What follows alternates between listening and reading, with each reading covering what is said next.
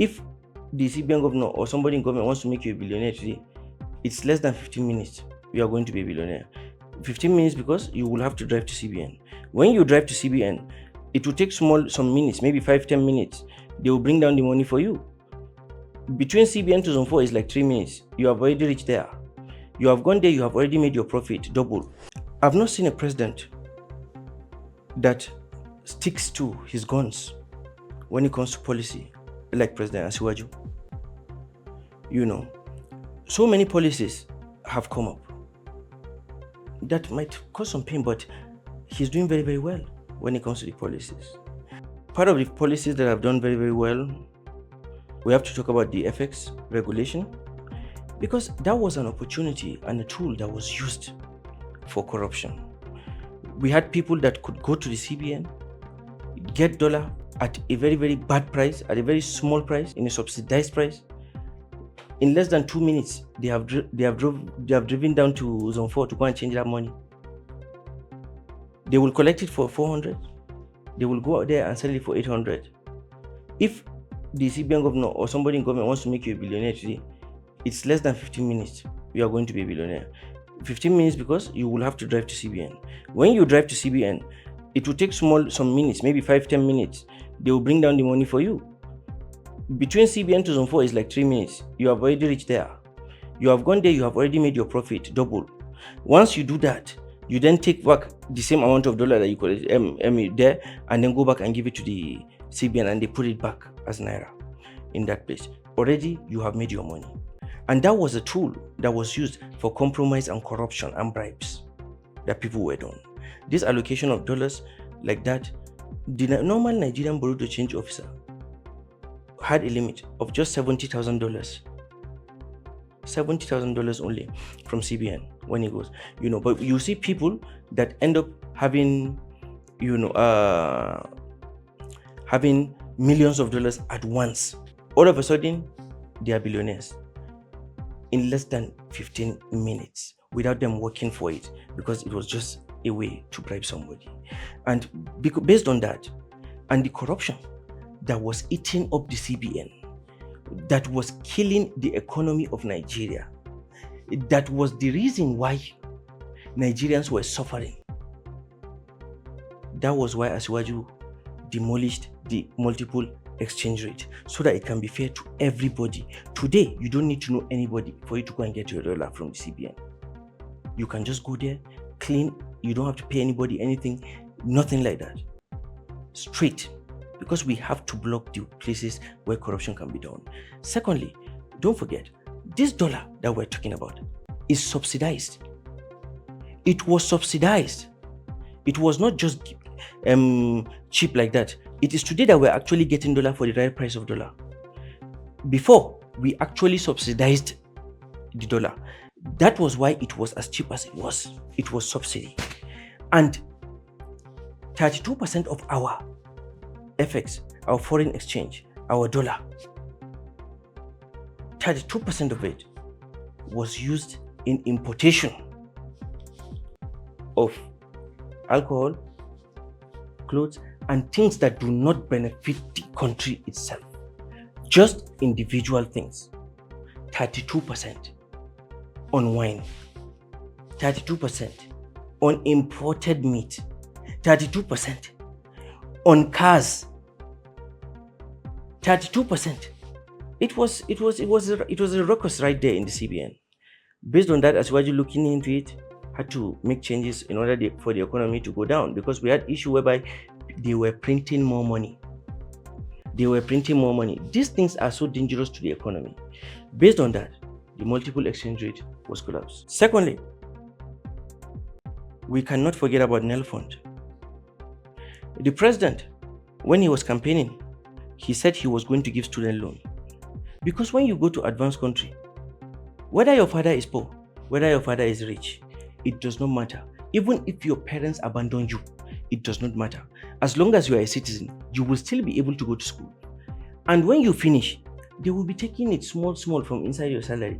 Your country has educated you. Your country has invested in you. As I'm talking to you, we have more than 400,000 students that are under Nel Fund already.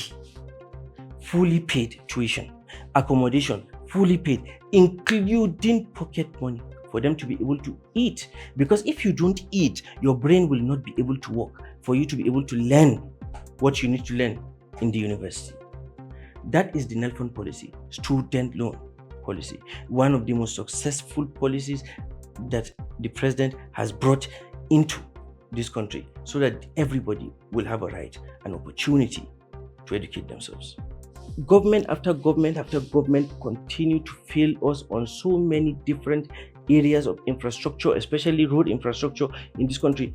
Now this president has come and he is doing it in an unprecedented manner. The coastal highway is a very, very big achievement, including the Abuja-Kano line. It's very, very important. The railway expansion, important. The president has invested in infrastructure. The president has also invested in human capital development. For the first time, we have an office of the SSA to the president on capacity development, because he understands that the policy of continuous training and retraining of our people in the civil service and out of the civil service is key in order for the rest of the world not to leave us behind. For the first time, the government has been able to go into Ogoni. Ogoni, that field there is almost 30% of all our crude in this country. In Ogoni land, OML 11. It's been taking almost 20 something years. What is 20? Even during military regime.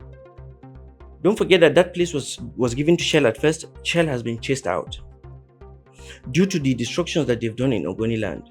And then Ogoni people were aggrieved. Of course, as you all know, they were still protesting about Ken Saro-Wiwa and the rest of them.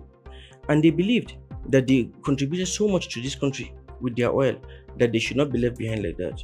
Based on that, they decided to pick up arms and say that there is nobody that is going to come and make money in that Ogoni land field.